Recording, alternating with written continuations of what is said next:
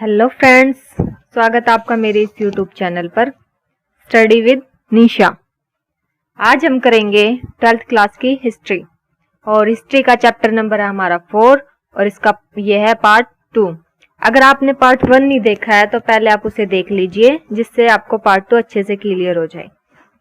तो चलिए हम पढ़ते हैं, देखते हैं इसमें क्या है। जो सबसे पहला टॉपिक हो जाएगा वो हमारा है स्तूप। स्तूप के बारे में पढ़ेंगे हम। तो देखिए क्वेश्चन नंबर 1, स्तूप किसे कहते हैं। देखिए, कुछ जगहों को प्राचीन काल से ही पवित्र माना जाता था।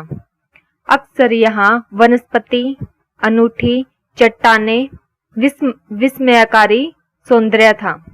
ठीक है, वह पवित्र स्थल बन जाते थे। कुछ स्थानों पर छोटी सी वेदी बना दी जाती थी, इसे पूजा का स्थान कहते थे। यहाँ पे पूजा करी जाती थी। ठीक है, इसे चैत्य भी कहते थे, मतलब कि ऐसे छोटी सी कोई वेदी बना दी जाती थी, उसे वहां पे पूजा वगैरह करते थे ये। ठीक है, और इसे चैत्य भी कहते हैं। आगे देखिए, इस पवित्र जगहों पर भगवान बुद्ध से जुड़े अवशेष गाड़ दिए गए। इन टीलों को स्तूप कहा जाता है। आगे देखिए, स्तूप कैसे बनाए जाते थे। देखिए, दान से प्राप्त राशि से बनाए जाते थे। स्तूप कैसे बनाए जाते थे, हमने पार्ट 1 में वो पढ़ा था ना कि जो ये बेगम वगैरह, राजा, शासक, ये जो लोग होते थे ये दान देते थे, उस राशि से, पैसे से ये स्तूप बनते थे। ठीक है, और दान कौन कौन देता था ये देखिए, एक तो राजा ये देते थे, शिल्पकार, व्यापारी लोग ये सब दान देते थे, और इससे महिला और पुरुष भिक्षुनी भी दान देते थे। देखिए कौन कौन दान देता था, राजा, शिल्पकार, व्यापारी और महिला, पुरुष और भिक्षु और भिक्षुनी भी दान देते थे। एग्जाम्पल के लिए देखिए, सांची के एक तोरण द्वार का हिस्सा हाथी के दांत से बना था और इसके लिए दान शिल्पकारों ने दिया था। जो सांची का स्तूप है ना, आपने पार्ट 1 में देखा था, जो सांची का स्तूप मैंने दिखाई थी वो पिक, उसके जो वो आगे के वो लाइनदार वो होते हैं ना, तोरण द्वार, दरवाजे टाइप जिसको हम बोलते हैं, अंदर घुसने से दोनों साइड में होते हैं, चौखटे बोलते हैं जिनको, उन्हें तोरण द्वार बोलते हैं। तो जो तोरण द्वार बनाया गया था ना सांची का, तो वो हाथी के दांत से बनाया गया था, और इसके लिए पैसा किसने दिया था, शिल्पकारों ने दिया था इसके लिए पैसा। ये एग्जाम्पल है। ठीक है, आगे देखिए, स्तूप की संरचना। स्तूप को संस्कृत भाषा में टीला कहा जाता है। इसको संस्कृत भाषा में टीला कहा जाता है स्तूप को। आगे देखिए, मिट्टी का टीला। देखिए, संरचना धीरे धीरे जटिल होने लगी और यह बाद में देवताओं के घर का प्रतीक बन गया। जो ये इसकी संरचना थी स्तूप की, ये धीरे धीरे जटिल होती गई, मजबूत होती गई, और धीरे धीरे करके ये देवताओं का घर बन गया। मतलब कि वहां पे देवता वगैरह, उनकी पूजा वगैरह करने लगे लोग। ठीक है, आगे देखिए, स्तूपों की खोज। देखिए, प्रत्येक स्तूप का अपना एक इतिहास होता है, मतलब कि हर एक स्तूप का अपना एक इतिहास होता है। देखिए, अमरावती का स्तूप, हम अमरावती के स्तूप के बारे में पढ़ेंगे। पिछले टॉपिक में हमने स्तूप पढ़ा था, सांची का स्तूप, अब हम अमरावती का स्तूप पढ़ेंगे। देखिए, इस स्तूप के अवशेषों के रूप में क्या मिला था। देखिए, जो ये अमरावती का स्तूप था ना, इसके अवशेष के रूप में मिला क्या था, ये देखिए, एक तो मूर्तियां, पत्थर, ये दो चीज मिली थी। आगे देखिए, जो कि बाद में अलग अलग जगह पर ले गई, जैसे बंगाल, मद्रास और लंदन। देखिए, जो ये अमरावती का स्तूप है, इसके अवशेष में क्या मिला था, एक तो मूर्तियां मिली थी और पत्थर, और इनके जो ये अवशेष थे ना, इनको भी बाहर देश में ले गया था। कहाँ पे, एक तो बंगाल में, एक मद्रास में और दूसरा लंदन में। आगे देखिए, अंग्रेज अफसरों के बाग में अमरावती की मूर्तियां पाई गई। जो अंग्रेज लोग होते हैं ना, अफसर वगैरह, उनके जो बाग हैं वहां पे अमरावती की जो ये मूर्तियां ना, ये पाई गई थी। ठीक है, आगे देखिए, H.L. कोल। देखिए, ये जो जिनके बारे में अब मैं पढ़ने जा रही हूँ, ये बहुत ही महान व्यक्ति थे। ठीक है, क्योंकि देखिए क्यों थे, मैं अभी आपको पढ़ के बताती हूँ, आपको ही पता लगेगा क्यों थे। पहले तो आप इनका नाम जान लीजिए। H.L. कोल, देखिए यह एक अंग्रेज थे। इनका मानना था कि असली कृति जहाँ की है उसे वहीं रखनी चाहिए, ठीक है। संग्रहालय में प्लास्टिक प्रतिकृति रखी जानी चाहिए। मतलब कि इनका कहना था कि जो असली जो ये कृति है ना, जहाँ की भी है, इसे वहीं पे रखना चाहिए। और म्यूजियम में, जैसे वहां पे सांची के स्तूप में किया था ना यूरोप वासियों ने, मैंने बताया था आपको, फर्स्ट पार्ट देखिए आप उसे, आपको पता लग जाएगा कि वो कैसे वहां उस मूर्ति को लेके जा रहे थे अपने वहां पे, और वहां की बेगमों ने कैसे उसको प्लास्टिक प्रकृति करके मतलब कि डुप्लीकेट दे दी थी, और ओरिजिनल जो है वो वहीं की वहीं रह गई थी, हम भोपाल में रह गई थी, है ना। तो इसी में भी ये भी सेम ऐसा ही कहना चाहते हैं कि जो जहाँ के ना ओरिजिनल उसे वहीं पे रहना चाहिए, और म्यूजियम में दिखाने के लिए हमें प्लास्टर प्रतिकृति रखी जानी चाहिए, इनका ये कहना था। इसीलिए इनके विचार बहुत अच्छे हैं। मैंने आपको बताया ना अभी कि ये बहुत अच्छे इंसान है, तो इसीलिए। आगे देखिए, मूर्तिकला। मूर्तिकला का अच्छा नमूना भारत में मिला, ठीक है, कि मूर्तियां भारत में सुंदर थी। जो मूर्तिकलाएं मिली ना वो भारत में एक तो सुंदर थी तथा बहुमूल्य, अनमोल बहुमूल्य थी। इसीलिए अंग्रेज इन्हें यूरोप ले गए, ठीक है, इसलिए अंग्रेज इन्हें यूरोप ले गए। पत्थरों पर गढ़ी कथाएं भी मिली। उसमें से एक कथा इस प्रकार थी, जो पत्थरों पर गढ़ी हुई कथाएं मिली थी ना, उनमें से एक कथा कुछ इस प्रकार थी। देखिए मैं बताती हूँ आपको।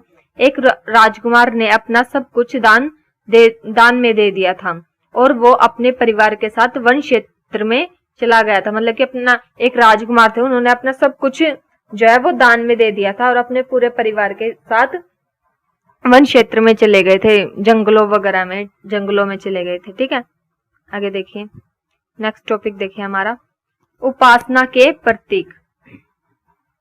देखिए भगवान बुद्ध को उपासना का प्रतीक माना गया, ठीक है। तो भगवान बुद्ध थे, उनको उपासना का प्रतीक माना गया।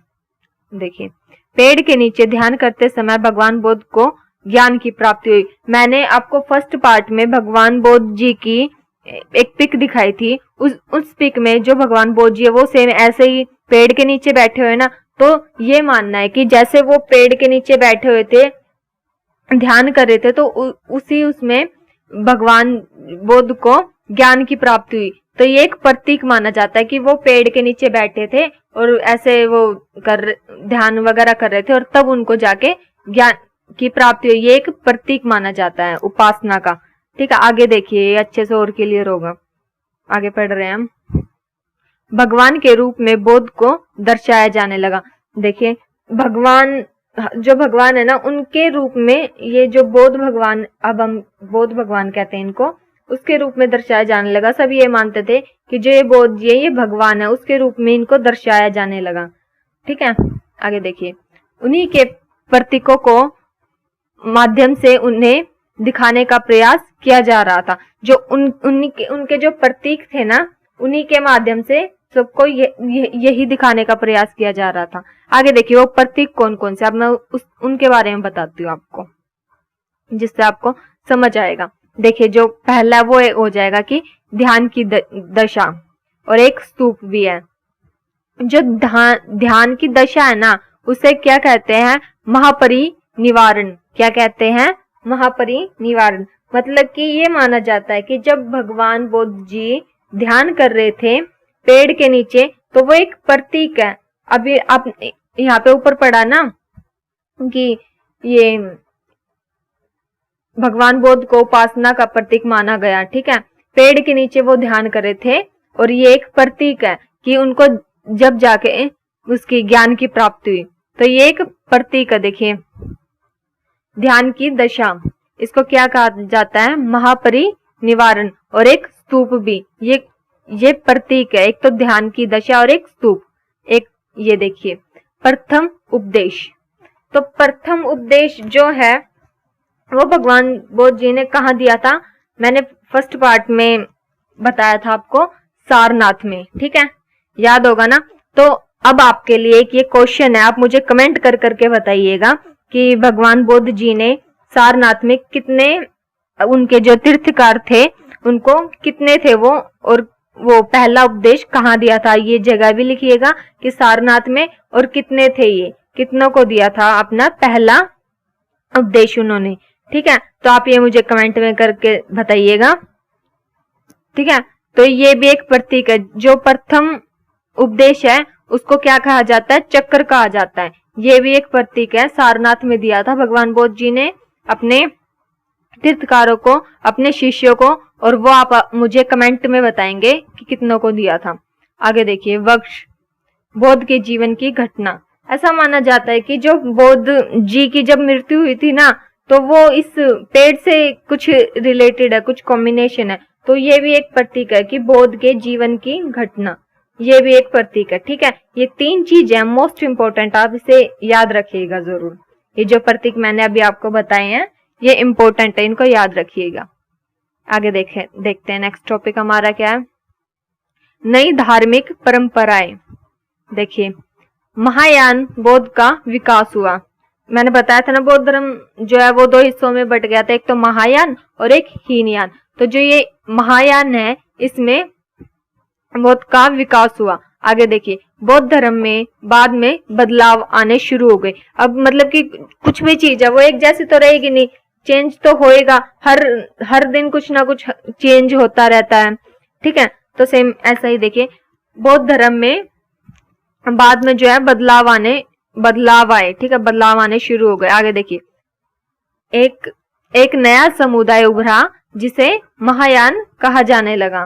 ठीक है, आगे देखिए, जो पुरानी परंपरा को मानते थे वो हीनयान में चले गए। मतलब कि जो लोग पुरानी जो भी परंपराएं हैं उन्हें मानते थे ना, वो लोग हीनयान में चले गए, हीनयान कहलाने लगे वो लोग जो पुरानी परंपराएं मानते थे।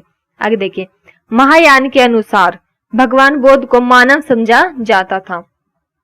ठीक है, वह यह मानते थे कि भगवान बुद्ध हमें मुक्ति दिला सकते हैं। आगे देखिए, नेक्स्ट टॉपिक हमारा हिंदू धर्म। देखिए, हिंदू धर्म में ना ये दो चीज है। देखिए, एक तो वैष्णववाद और दूसरा है शैववाद। जो वैष्णववाद होता था ना, उसमें ये माना जाता था कि भगवान जो ये विष्णु भगवान है ना, इनकी पूजा की जाती थी, और शैववाद में भगवान शिव जी की पूजा की जाती थी। ठीक है, तो देखिए, ईश्वर की आराधना की जाती थी, पूजा वगैरह की जाती थी। देखिए, शैववाद के बारे में पढ़ेंगे हम। वैष्णववाद में 10 अवतारों की पूजा की जाती थी। मतलब कि ऐसा माना जाता था कि जो ये हमारे विष्णु भगवान है ना, इनकी 10 अवतार हैं और उन 10 अवतारों की पूजा की जाती थी। आगे देखिए, ऐसा माना जाता है कि जब पाप बढ़ जाता है तो पापी को नष्ट करने के लिए भगवान भिन्न भिन्न रूप में अवतार लेते हैं।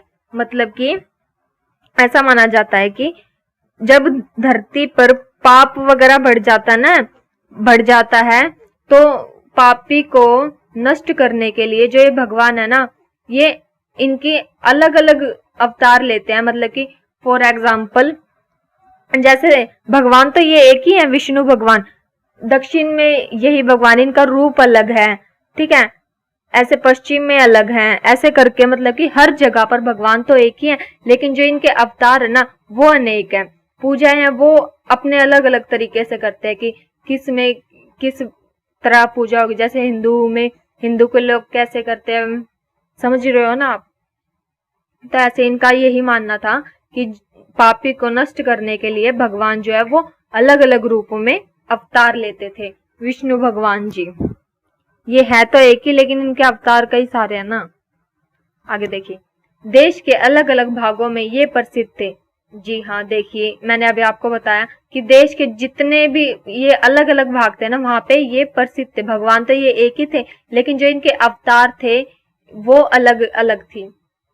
ठीक है। कहीं पे कैसे इन भगवान की पूजा की जा रही है रीति रिवाज से, कहीं पे कैसे की जा रही है। तो अलग अलग देशों में अलग अलग जगहों पर ये प्रसिद्ध थे, पर ये भगवान एक ही थे, विष्णु भगवान जी। आगे देखिए, अनेक अवतारों को मूर्ति के रूप में दर्शाया गया। जी हाँ, जो भगवान विष्णु जी थे इनके अवतार भी अलग अलग थे, इनकी मूर्तियां जो है वो भी अलग अलग थी, तो इनको मूर्तियों के रूप में दर्शाया गया। ठीक है।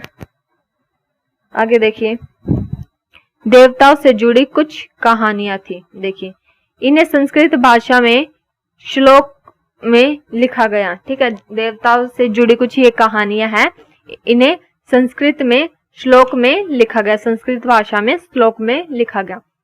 सेकंड देखिए, इन्हें ऊंची आवाज में पढ़ा जाता था। जी हाँ, जो ये इनकी कहानियां वगैरह थी इनको ऊंची आवाज में पढ़ा जाता था।